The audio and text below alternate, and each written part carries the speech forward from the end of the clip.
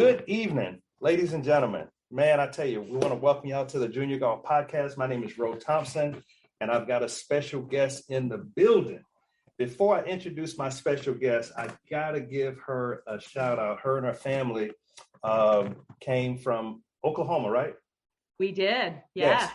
And before Ellen and her family came to Columbia, South Carolina, we would have to go to Charlotte, North Carolina for all the U.S. Kids events because we didn't have any U.S. Kids events here.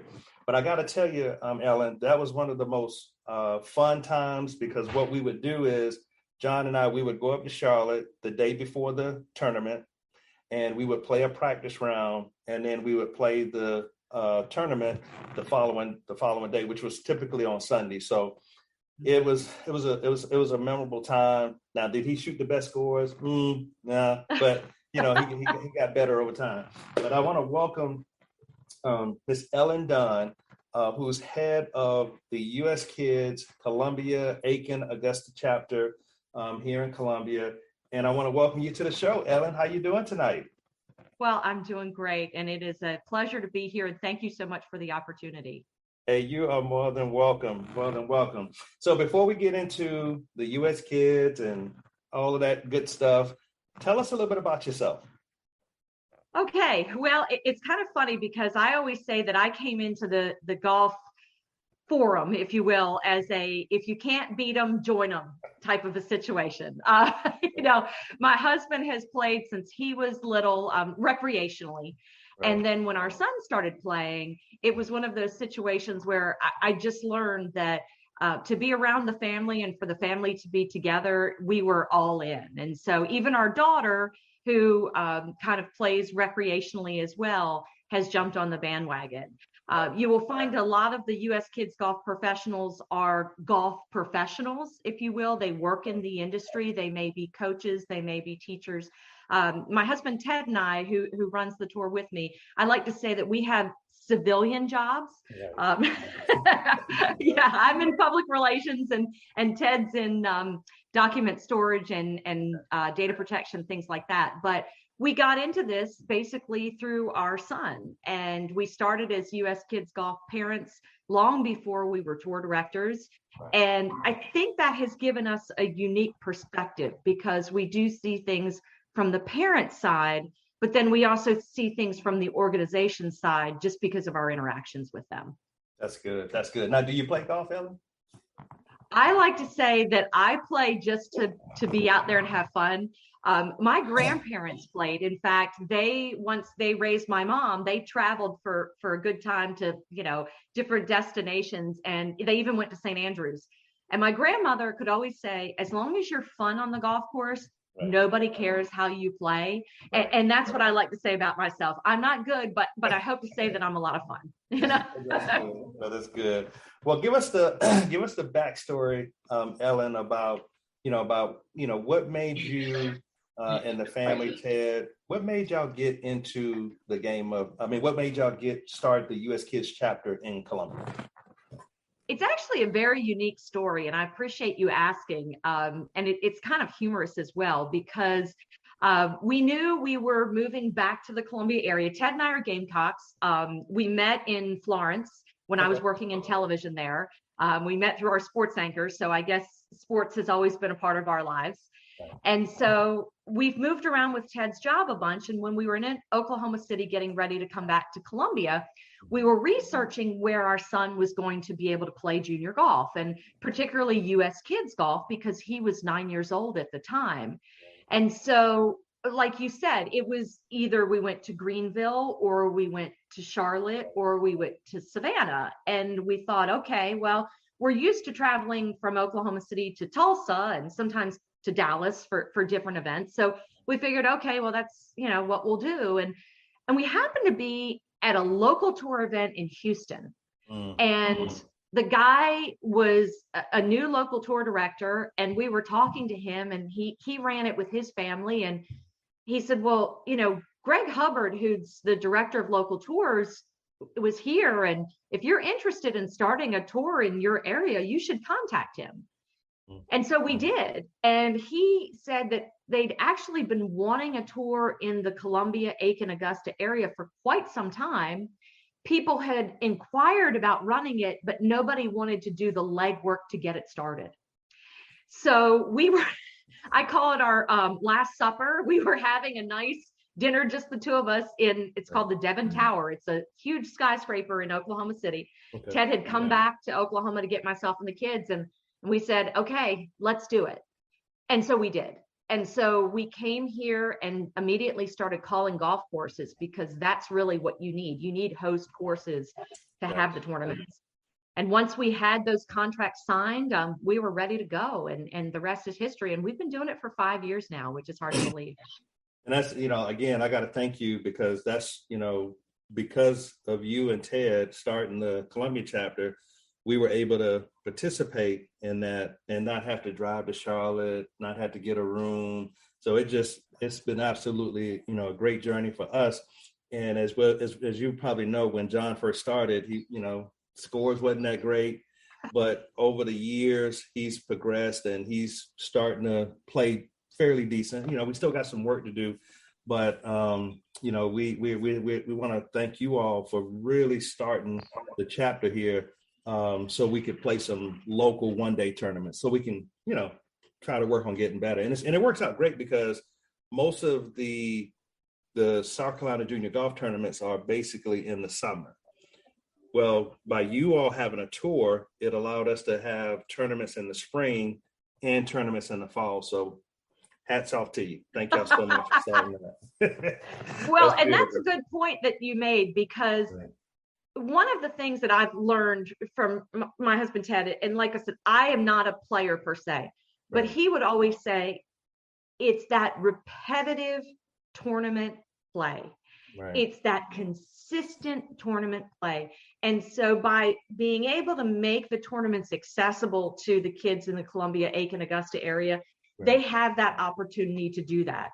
Like you said, when it's far away, you have to factor in travel. And, if it's on a weekday, maybe the parents work. And so there are a lot of things that go into it.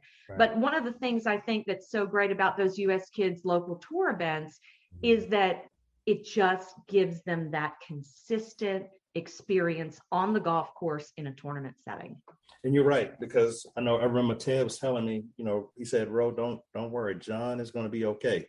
And I kept saying, dog, why does he feel like John's going to get better? I'm not seeing it. And so he kept giving me that confidence that John's going to be okay. He's going to progress. And I was like, okay, if you say so, Ted, and it's actually happened. What he told me is actually happened. And it's definitely got something to do with that consistent tournament play, of competition, getting better, and just really driving them. So Ellen, who would you say, what age groups would you say U.S. Kids are specifically for? Well, we start as young as 5, and our local tour goes as high as 18, and that's just happened within the last year. I would say our target demographic is, between the ages of, 5 and 14. This new teen age group, 15 to 18, is fairly new. It's still catching on. But I would say for people who are looking for that regular tournament experience, it is a good fit, because it's not as intimidating as some of the bigger events. Also, if you just want that consistent play, it's good for that. But we are seeing our younger ages, those age groups grow. And what I love about U.S. Kids, as far as how it works for the children, is number one, they are teeing off from age appropriate tee markers. Right. So a 6-year-old is not going to tee off from the same place that your son and my son tee off from. Correct. They're going to be much closer. The other thing that U.S. Kids has is the caddy experience. And sometimes people think, okay, I don't know if this is good. Maybe it's not. For the little ones, it's excellent, because they need somebody. They really do. But the best lesson that we can teach parents is that you are there to help, but you also have to let them drive the boat. You have to let them play.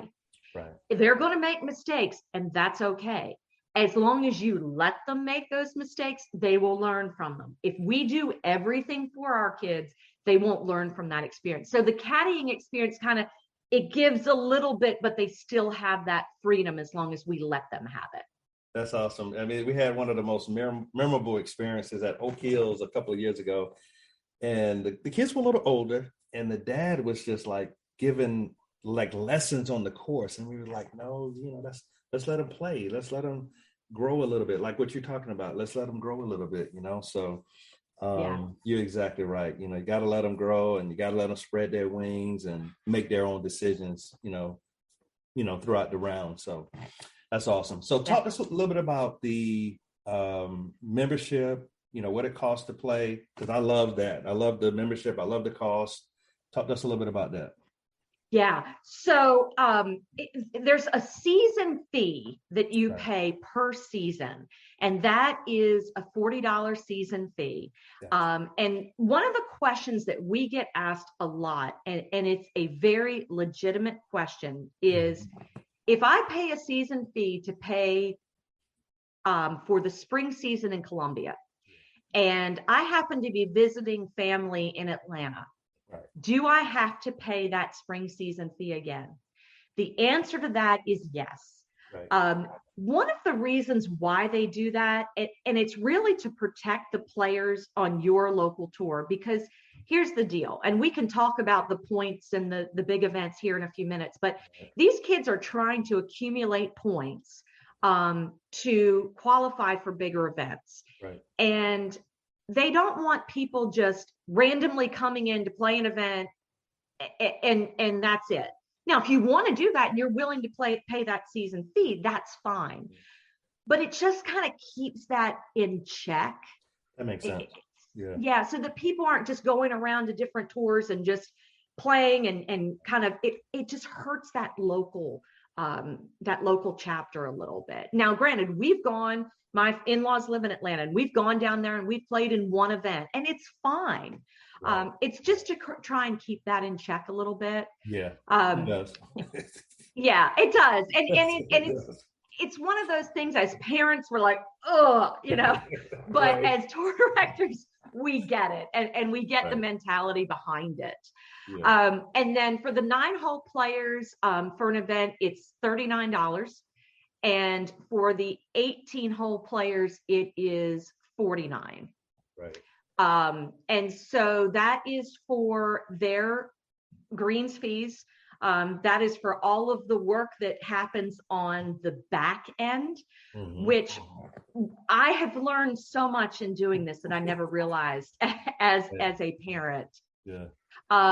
Because it's one of those things where the software that we use just to calculate the scores and publish the tee times, it costs a phenomenal amount on the corporate level. And so that is where a lot of the money goes. And you don't see that because you're like, okay, wait a minute. But it goes to all that. And it goes to paying the golf courses. It goes to paying the corporate people. It kind of goes into a lot of different pots, if you will. Yeah, I know what you mean, because I run some amateur events in Columbia, and we use Blue Golf.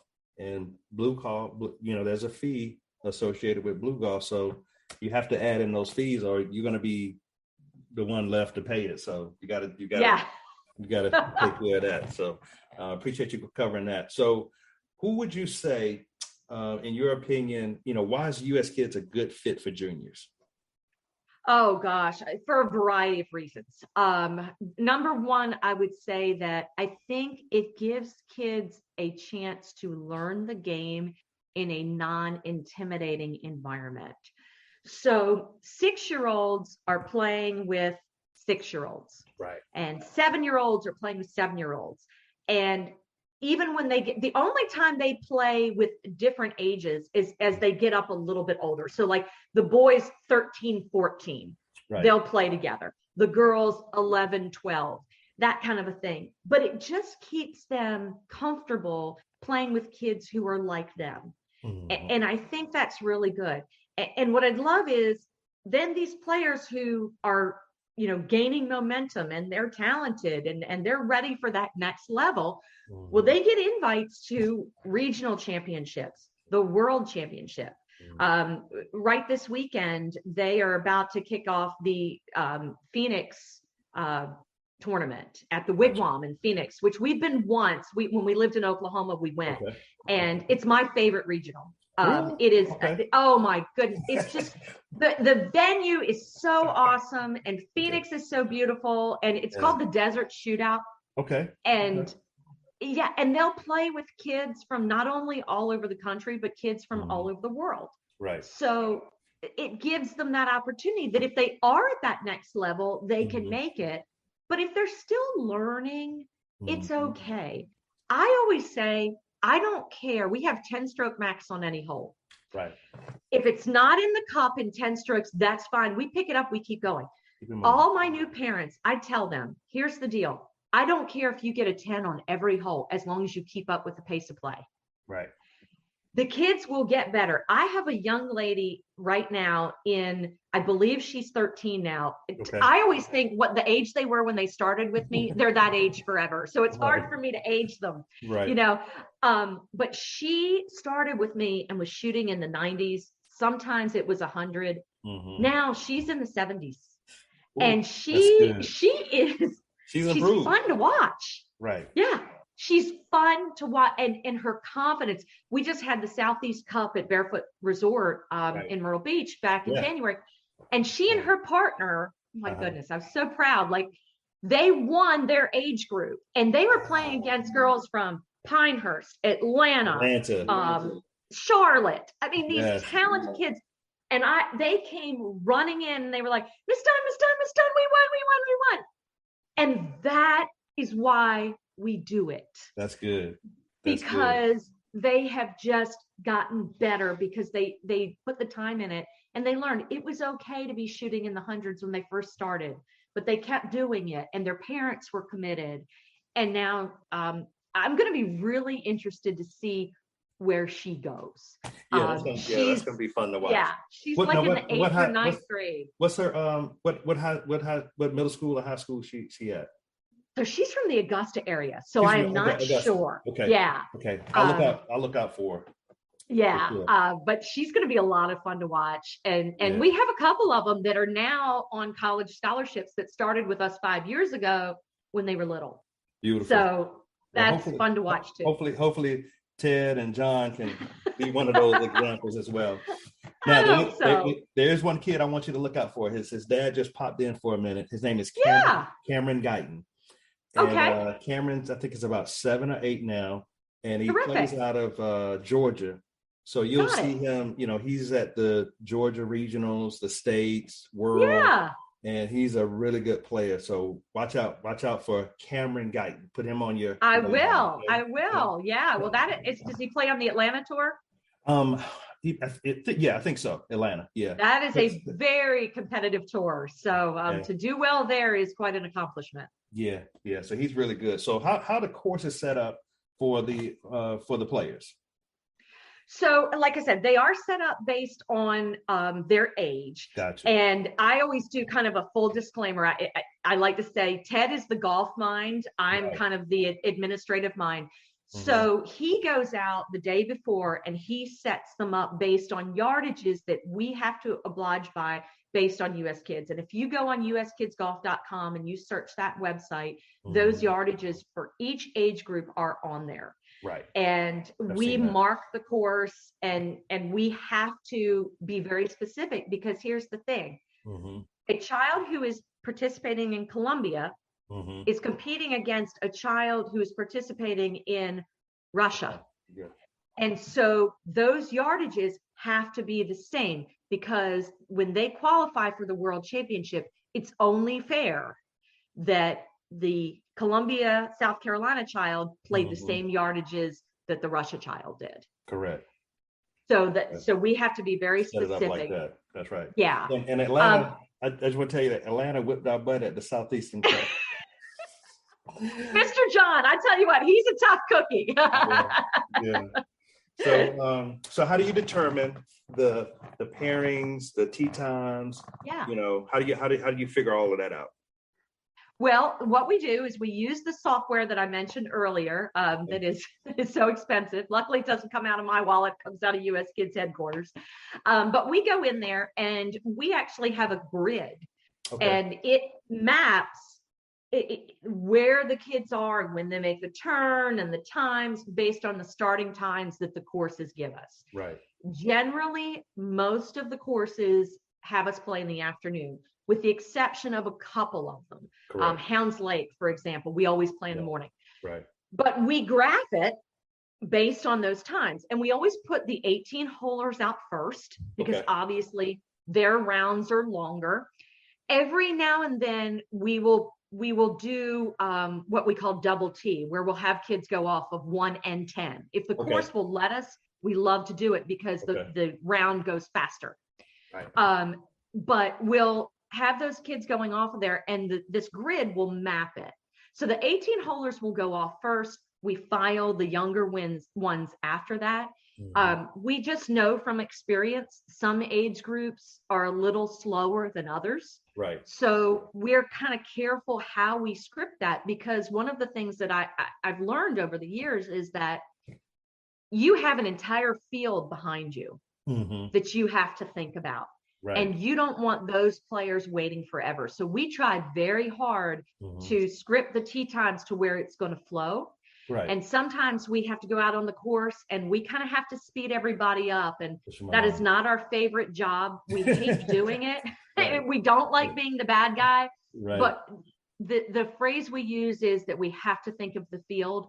And so we have to keep it moving for the field behind, because also sometimes we're fighting daylight. That's true. And we want those kids in that last group to be able to finish. The kids will play in threesomes. Sometimes they'll be in a twosome based on just how many kids we have registered, kind of a thing. And the pairings for all of the events, with the exception of the Tour Championship, which is the last event of the season, anybody can play in it. Right. All of those are done randomly. We have a button that we hit in the software. It says random. And that's what we do. Gotcha. The theory behind it is that we want kids to learn to play with everyone. Correct. We want kids to meet each other. I remember when we were playing on another tour, and I'm not going to use any names, but I remember, and I'll never forget it. One of the parents, my son's name is Teddy, and one of the parents said, well, we don't want to play with Teddy. We want to play with the leaders. And I mean, the mama bear in me had to sit back a little bit and just relax. Yeah. But you know as well as I do, Ro, that kids need to learn to play with all kinds of players. Yeah. Fast players, slow players, loud players, quiet players, you name it. And they're going to be a better player because of it. So we want them to play with everybody. The last event, which is the Tour Championship, is based on points. Right. So the kids will accumulate a certain amount of points for every place they come in, for every event they play in. And those points are tallied at the end of the season to determine the top 5 players in each age group for the season. That Tour Championship is worth double points. So sometimes age groups are decided by that Tour Championship. So we pair the kids with the kids who are close to them in points, because they can kind of see where they stand. Right. Sometimes it comes down to that last hole. And that's where it gets a little bit more competitive, but they're used to it by that point. So it all works out. Yeah, that's good, because we keep a close eye on that, the leaderboard, the standings. And I think this past fall, I think John was leading by, a good little bit of points. And I don't think we needed to play. I can't remember if we played the last tournament, but we noticed that we really needed to play the Tour Championship because he didn't have that big of a lead. So fortunately enough, he played it. Didn't play that great, but he still won the Tour Championship the fall season. So we were excited about that. And so you talked about the points. So how the points apply? Give us a little structure of how the points are applied. Sure. So per event, depending on the place that you come in, you will accumulate points. So for instance, first place in an event is worth 30 points. Correct. With the exception of the Tour Championship, then it's worth 60. Okay. Second place is worth 20. 20. And so it kind of goes down from there. Every event they play in, whether they accumulate 30 points or 5 points, they all add up. Right. And then at the tour championship, we calculate all of those points, and that will determine the player's placement for the season. And we award trophies to the top 5. Right. And the other thing that those points will determine if they are in those top 5 is US Kids calls it their status. And their status is in different colors. And that's all on the website. Right. For instance, platinum is kids who've won the world championship. It's kind of like winning a green jacket at the Masters. You're invited back every year. Gotcha. Other status will determine when you get invites to different events. And so all of that is added in, and that's what determines it. And it can get a little tight at the end, because that world championship is a phenomenal event. And people, especially with us here in Columbia, we're so close. We're so blessed. It's right up the road at Pinehurst. Yeah. And people want to make it. One of the things that I'm really proud of US Kids Corporate for doing within the last couple of years is that not only does your status have to do with where you finish on your local level, right, but it also has to do with your lowest rounds. Gotcha. So you have to shoot a certain score, 2 rounds of that score to qualify for a particular status. And here's why they did it. And it makes a ton of sense. We were talking about the Atlanta tour being so deep. Right. I mean, they have 140 kids an event and a huge wait list. Wow. And if you're playing in Atlanta, Georgia, and you are 11 years old and you are playing against some of the best players in the country, you could shoot 4 under par and still not win your season. Meanwhile, you could have a player who is from, South Dakota, where they don't play a whole lot of golf. The field is not that big. They're firing in the mid 80s. They won their season and they take your spot at the World Championship. Right. So that is why US Kids did that. I think it's brilliant. I think it's helped to level the playing field. And the other thing is, we want our kids to qualify for the World Championship. We want them to go, and we want them to have a fantastic experience. But we also want them to go prepared to play. Right. Compete. And if they're not at that level, they may be so intimidated that they may not ever want to do it again. Right. So let's get them there. They don't have to win it. They don't even have to come in the top half, but let's get them there where they can hang. That's right. That's right. And then they're fine. Yeah. Yeah. I think John is ranked like number 9. So he's a little bit down in terms of getting invites. So just got to keep working. That's all. Yeah.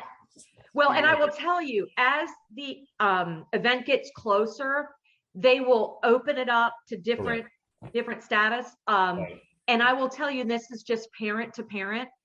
If you get the invite and you know you're going to go, confirm that you're going to go and book your place to stay right away. Because holy Toledo. Now, for the teens, it's not as crowded, but for the younger ones, I mean, it's Pinehurst. You might be in Charlotte or something. Oh yeah, or in a tent out back somewhere. Right. You better have a Winnebago or something. Exactly.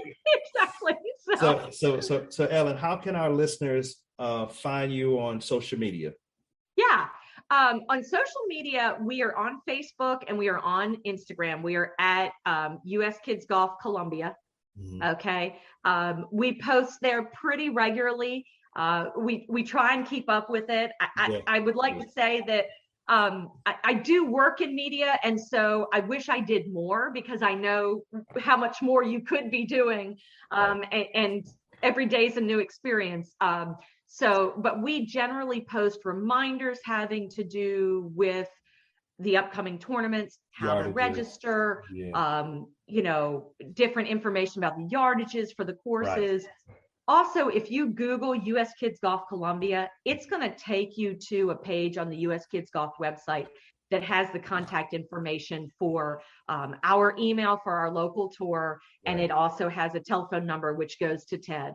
And we try and be really responsive and answer people's questions. If you have a lot of questions, generally what I like to do is have a phone conversation. It's just easier. Right. But if it's a simple, quick yes or no, or what's this or what's that type of thing, we can easily, message back and forth or email, whatever's most convenient. That's kind of how we do it. Right. And we always send out information before the tournaments regarding when tee times are posted, when to get there. Sometimes, and this is another thing that it just all depends. Sometimes golf carts are available, sometimes they're not. So we like to let the parents know ahead of time. Yeah. Whatever information we know, we try and broadcast to the best of our ability. There you go. Well, listen, you've been great, and I think there's some people you like to thank while we're on the podcast, right? Oh my gosh, thank you so much for the opportunity. You're welcome. I would like to thank all of the golf courses in the Columbia, Aiken, and Augusta area. And prior to getting on the podcast, I said to myself, Ellen, you can't say names because you will forget someone. Right. These golf courses who host these kids are amazing. We could not do it without them. They don't make a big profit off of us being there. And so just their willingness to let us be there and let the kids have the opportunity to play is such a gift. We can't grow the game without the next generation. Right. And so these courses who are willing to help us know that this is their future. So while their profit may not come now from the juniors, it will come eventually, and they get that.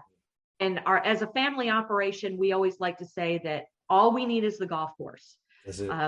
We do everything. And I think one of my greatest moments of pride is that when we leave, I've taught my children, we pick up the trash, we put the chairs away. My dear sweet parents, they come and help us just because they enjoy it. My dad's 81 and he's picking up tee markers at the end of the golf tournament, I really think that's what keeps them young. Yeah. And so we want to leave those courses better than we found them. And we just want to thank the good Lord for them, because we would not have a Columbia tour, an Aiken tour, an Augusta tour without them. And the game of golf has grown tremendously since the pandemic. And a lot of our colleagues across the country are having trouble getting on golf courses. Right. Well, thank you, courses in the Midlands and in Augusta, because you get us on, and God bless you. Thank you. And that's important, Ellen, because most courses don't want you having tournaments on the weekend. So yes, that's the issue. And because we have children, and a lot of, they're oh, sorry, that's Katie, and she's at all of our tournaments too. That's all right. Yeah. And so we can't do it on the weekdays. And so the fact that they're willing to let us do weekends is a gift. Yes, it is. So Ellen, what we're going to do at this